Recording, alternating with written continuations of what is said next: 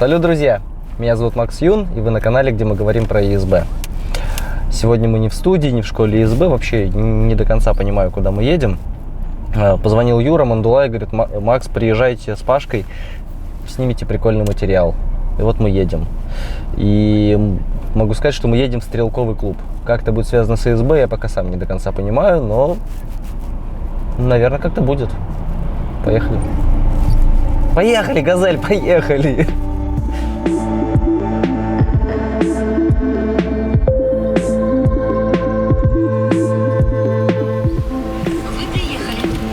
Привет, короче, заезжаем в черный домик, ага. расписываем по технике безопасности, потом, говорит, так у вас дофига вещей, они нас пропускают на территорию, выгружаемся, возвращаемся обратно, ставим враг там. Хорошо, они нам скажут, куда ехать, да? Типа по фамилии. Хорошо, все, давай. Все, объяснить. Мы сами не знаем, куда ехать. Окей.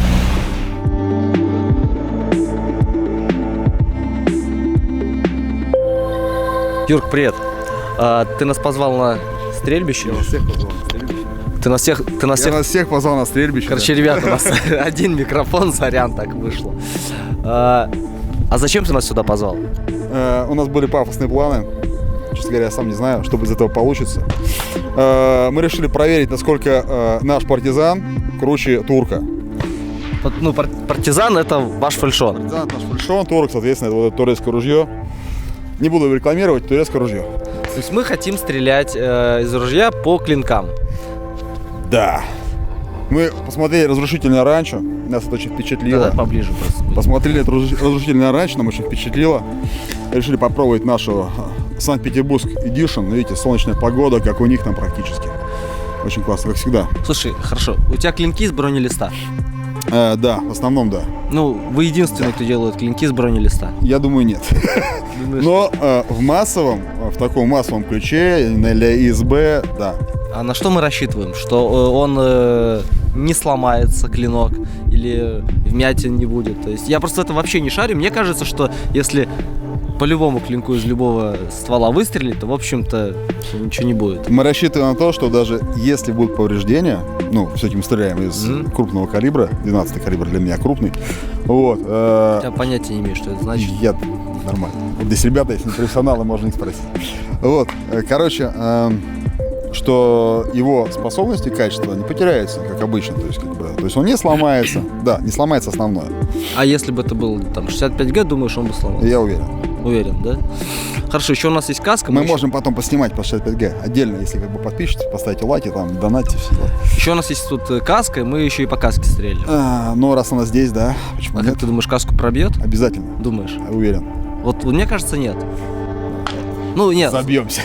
Нет, смотри, я в том смысле, что, ну, если в лоб попадет, то, наверное, да, ну, там все-таки, ну, она такая же. Слушай, ну, проверим это вместе. Все, ладно, поехали. Поехали. Звук сюда пишет у нас нормально, да? В магазин пристегиваем его сюда, вот таким вот образом. После этого снимаем с предохранителя, досылаем патрон в патронник и стреляем.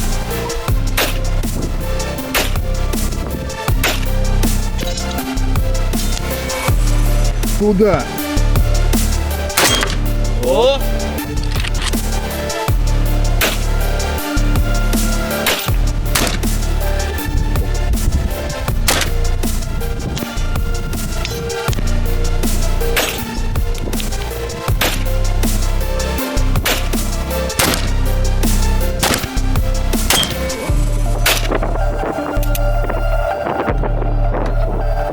Короче, я говорил, что каску не пробьет, да?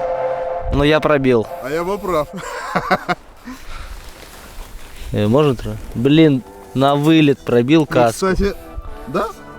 Ты ее расщепил. Давай, она даже тепленькая, потрогай. Да, тепленькая. Класс. Ну-ка. А еще ты попал 2 раза в наш меч, который мы пытались. Блин, я почему-то думал, что эта форма ее как-то спасет, она уйдет в рикошет вот туда. И смотри, попал еще я в меч. 2 раза. Ну вот это Франко попадал, вот это Франко попал. Но, кстати, видишь, ну реально им еще драться можно после этого, да? И вот, а вот в этот попал я. Вот раз, чуть-чуть, да? И вот, да его продать еще можно, парни. Слушай, ну в принципе все круто, потому что мы повесили несколько разных типов. Стали вот этот как бы наш офигенный, и в принципе они все офигенно держат. И вот это, ну, это ваш партизан, он такой достаточно легкий, удобный для фехтования, да? Да, он классный. И даже удовлетворяет кубку донжона, кому это важно. Но он даже, в принципе, не погнулся. То есть, если посмотреть поближе, вмятина есть, как бы, а длина, то есть прямая диаметрия сохранилась. А вот этот погнулся достаточно. А это другая, там это просто тестовый повесили, чтобы он перелез. В смысле, это другой... Это недоработанная, это сырая. Вот это доработанный вариант материала. А это как бы заготовки, которые мы решили повесить для красоты, чтобы они сделали, чтобы мы попали наконец-то. Да. Мы сейчас стреляли вот этим, а планируем стрелять сейчас вот этим. Смотри, у нас вообще вот варианты. 3 мм дробь, 5,6 мм дробь, 4,76 мм дробь. Да. И вот такая вот, 18 мм пуля. вот такая вот история. Ну, блин, так убить можно на самом деле, это же опасно. Ну, да. И теперь мы знаем, что даже каска... Кстати, каска не спасет, но мечом можно пулю отбивать, правильно я понимаю? Как в фильмах. Ну да. Нас учат его фильмы. Все правда, говорит. Шлем пробит ногой. Да. Ну что, пойдемте постреляем теперь из крупного калибра. Да. И в шлем тоже бабахнет. Да, конечно. А вот и солнышко питерское. Блин, ну это реально опасно. Да. Бабахнет. Юрий Николаевич, что дальше? Итак, дорогие любители полевой стрельбы, оружия и канала Максима Юна. Вот, вашему вниманию предлагается пострелять теперь что-то покрупнее. Начнем мы стреляем из американца. Мосберг? Из Мосберга. Из турка. Не буду его рекламировать. Почему, он плохой? Что не все время Я не говорите? проклял когда день, когда его купил, честно говоря. Он круто выглядит, он офигенный, как бы, но у него есть технический косяк, который как бы, мне не нравится. Я по этому поводу, ну, там целая история, кому интересно, потом пишите, комментарии я расскажу. Вот, и вот моя любимая мурочка, охотники знают, МР-153, это наша, она прям сказочная, очень надежная штука. Это могу порекламировать. Вот. Так что мы сейчас, наверное, постреляем с этой дистанции, с разрешенной. Меньше дистанции, да? Она меньше, чем у Калашникова, она 40 метров. А потом мы устроим челлендж, мы подойдем на 10 метрах, постреляем из картечи. Это много-много раз, размером с автомат Калашникова, пульки такие. В общем, будет прикольно. Все как в американских фильмах. Мне нравится, мне нравится. Ну что, приступим? Да. Слушай, погоди. Да. Мы пробили уже... вот эти мы пробили шлем. Да. Но она выглядит остренько, опасненько, да? Что же делает вот эта штука? Вот это, наверное, просто разорвет его к чертям, да? Я надеюсь. Мы планируем еще побить по шлему. Тем, что 18 останется... миллиметров, да? Вряд ли она отскочит от шлема. Хорошо, полетели. Погнали? Ага. Отлично.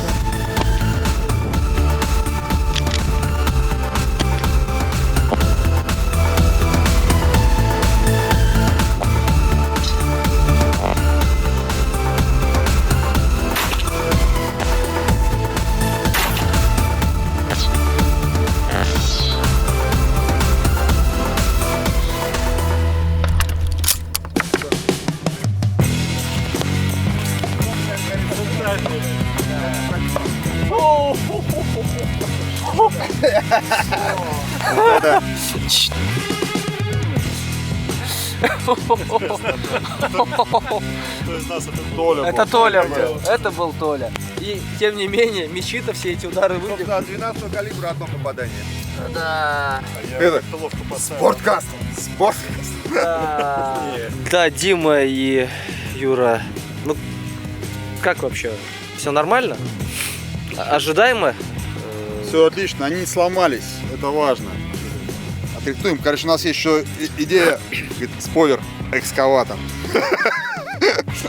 Так что Мы хотим сделать то с мечами, что никто до нас не делал. И то, что в СБ никто не делает. То, что в СБ никто не Нет. делал. То, что, в принципе, ни один разумный человек с мечом делать не будет. Смотри, вообще, Потому ну то есть... что все стреляют в ребро. Понятно, что меч пулю рубят, но никто не стреляет в плоскость, потому что у них нет достаточной прочности для этих клинков, а у наших клинков есть.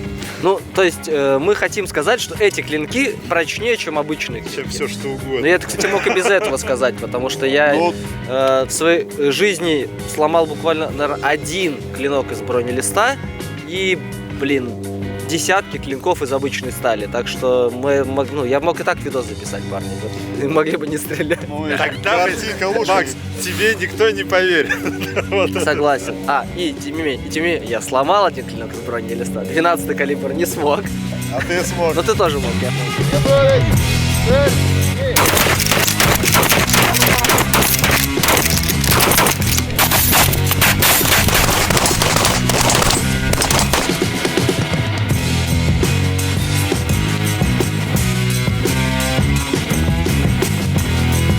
Ну чего? Смотри, шлем защитит от дробовика. Ну, я говорил, что шлем не бесполезен. Вот, просто со шлемом легко можно против дробовика выходить. Слушай, я даже не знаю, красиво. Красиво. Пятнистая окраска, кстати. Говорите, если вам понравилось, мы можем специально сделать для вас такую окраску. За отдельные бабки, пожалуйста, всегда рады. Ну что, да. Очень стильно, модно, молодежно. Расскажи, пожалуйста, где мы сейчас находимся и чем мы занимались последние 3 часа? Мы находимся сейчас в ССК, спортивный стрелковый клуб «Невский». Находится он в Песочной, в Петербурге. Они любезно согласились, чтобы мы здесь поснимали, и мы здесь поснимали. Соответственно, мы 3 часа времени стреляли в наше оружие. Это магазин «Спорткастл», который является и производителем этого оружия на протяжении уже многих-многих лет. Чтобы сказать, проверить, насколько оно прочное, выдержит ли пулю. Вообще, я могу и сам сказать, но можешь сказать и ты, чем ваши клинки уникальны вообще?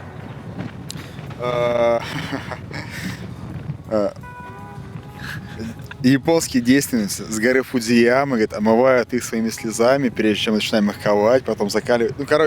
На самом деле это все делается из проверенных марок стали. Мы их постоянно тестируем. Стали эти закаливаются заводским способом.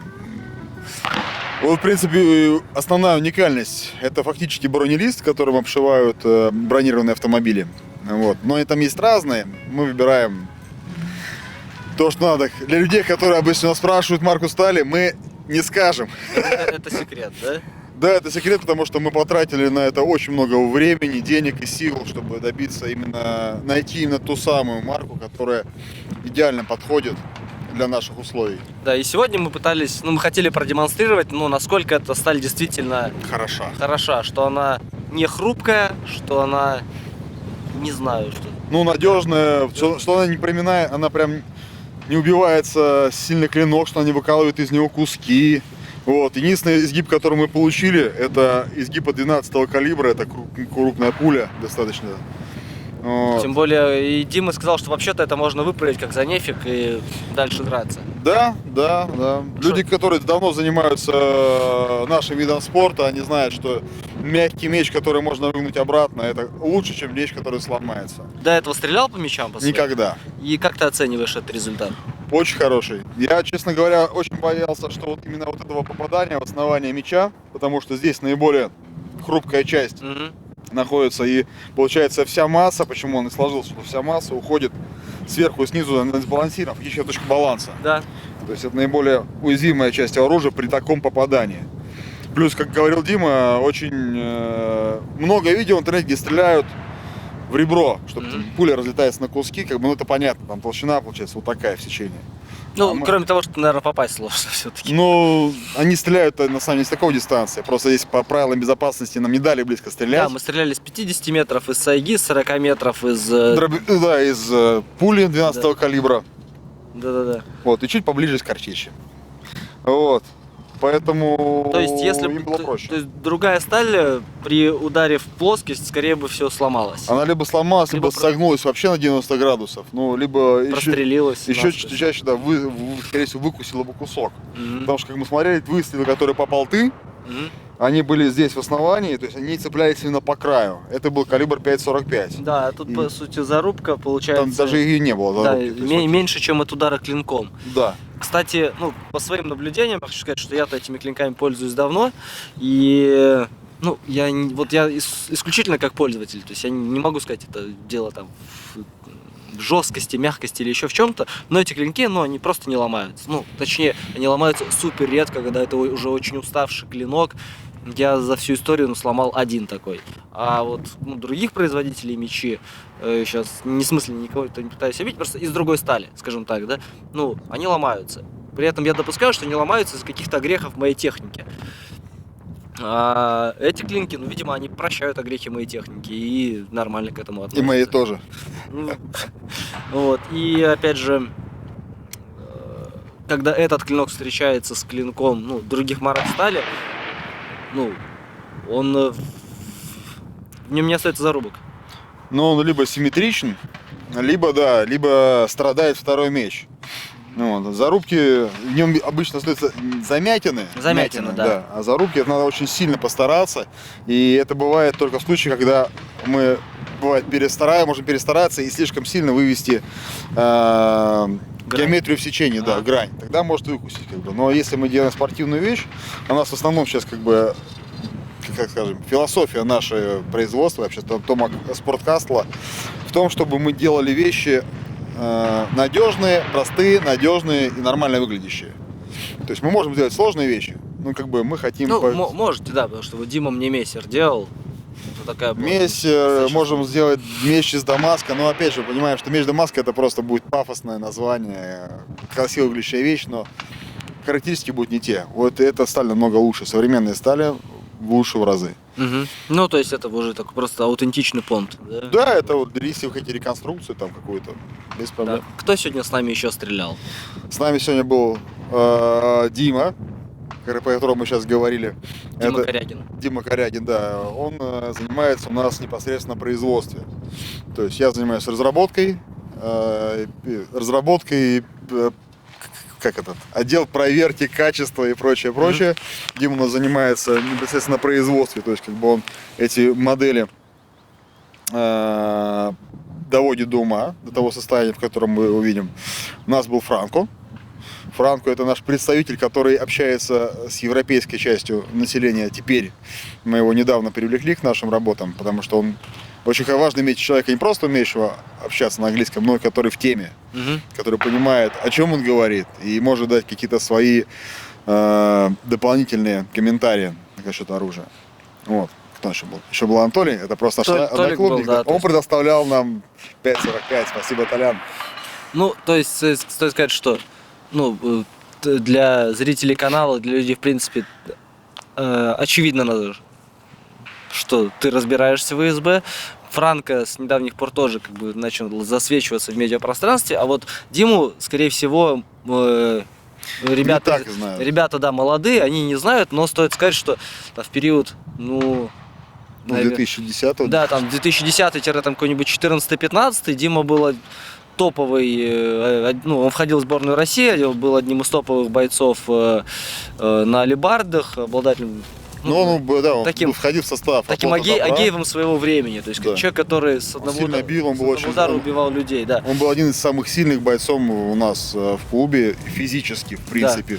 Да. Сейчас он отвечает за нашу физическую подготовку. Сейчас у нас в школе ведет у нас, он тренер по физподготовке именно по силовой. Я это все веду к тому, что в Спорткастле все люди, которые задействованы в производстве оружия, они все в теме, у всех есть большой опыт.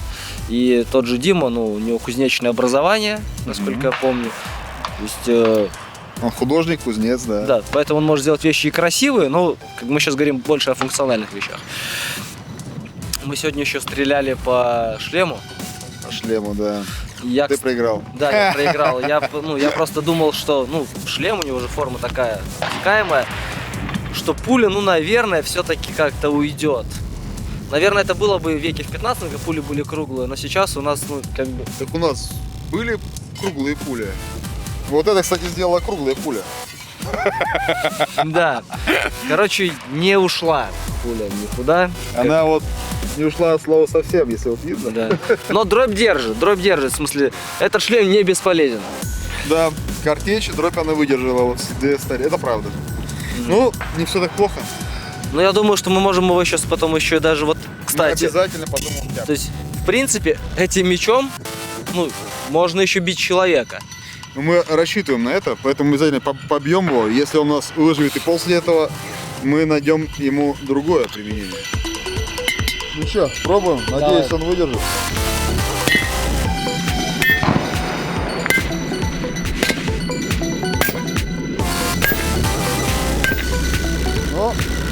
Надо с этой стороны посмотреть. Давай с этой ударим. Ударим со всех сторон.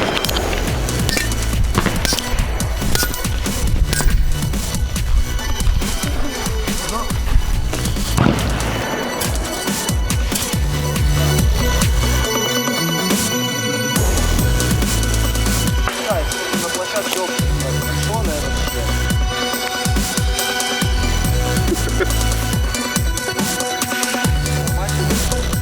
Слушай, Юр, ну очевидно, что он вполне себе еще рабочий, в отличие от шлема. Да, несмотря ни на что, ему все еще можно втащить. Так что мы его отрихтуем и продолжим экспериментировать. Мы оставим ссылки на Да, ваш магазин пожалуйста. в описании. Да, потому что, ну, я честно говорю, это классные мечи. Мне они очень нравятся. В общем-то, я только ими и пользуюсь. Уже очень давно. Я тоже. И всем рекомендую. И, кстати, мне кажется вообще-то, что это как-то даже несправедливо, что не так много людей Знают о нас. знают, да, о вас и мечами из бронелиста. Я согласен, но благодаря тебе, наверное, твоему каналу мы исправим эту несправедливость. Мы вообще за добро и Короче, парни, справедливость. имеет смысл. Классные клинки. Все, Юр, спасибо тебе, что пригласил, было очень весело. Было очень весело. Это были все равно очень неочевидные для меня эксперименты, но было прикольно. Так что подписывайтесь, ставьте лайки, не забывайте донатить Максима, потому что это очень важно. Пока. Там, никогда еще испытание мечей не было настолько приятным и увлекательным. И бесполезно. Никогда еще бесполезно не было таким приятным. А так можно вызвать производителей мечей на челлендж.